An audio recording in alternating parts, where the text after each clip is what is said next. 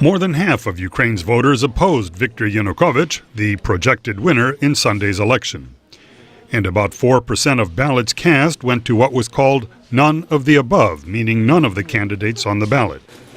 This, and the country's constitutional structure, will force compromise, says Oleg Soskin, director of the Society Transformation Institute in Kiev. The new president will need to reach agreements. Ukraine's constitutional structure does not lend itself to dictatorship. He says the Prime Minister retains the greatest executive authority, and considerable power is shared with Parliament. Outgoing President Viktor Yushchenko failed, says Soskin, because he acted with little regard for other institutions of government. Ukrainians, too, heap scorn on Parliament, whose members have voted immunity from prosecution for themselves. Analysts say they are elected through an undemocratic process that calls for presidential attention. Courts are considered among the most corrupt institutions in Ukraine. Yulia Tymoshenko at Kiev's Razumkov Center Research Institute says judges are not independent of the president. The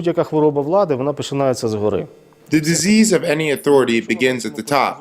If we see politicized appointment of judges, and if we see the judicial system is not independent of other branches of government, then these are the primary factors that open the possibility of illegal influence on judges.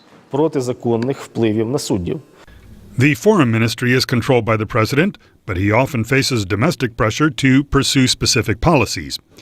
Eastern Ukraine, for example, has pushed for closer economic and cultural ties with Russia.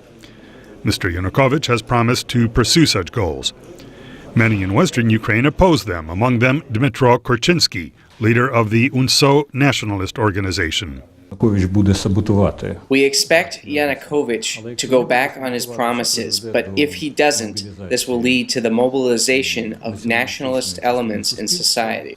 Some analysts say the president may be urged by oligarchs not to follow through on pro-Russian campaign promises.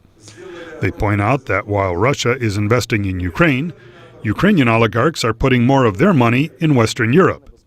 Analyst Yulia Tymoshenko. If Russian capital penetrates Ukraine, it can gradually assume commanding positions and undermine the position of Ukrainian oligarchs. Therefore, I do not think they will support policies of maximum openness for Russia, and thus reorientation of Ukrainian foreign policy from west to east. Ukraine's voters, says Soskin, are practiced at voting out politicians and parties they feel have betrayed them. First, the communists, then the socialists, and now President Yushchenko. He says the new president will have to side with the people to clean up the country's institutions if he wishes to dodge the people's wrath. Peter Fedynsky, VOA News, Kiev.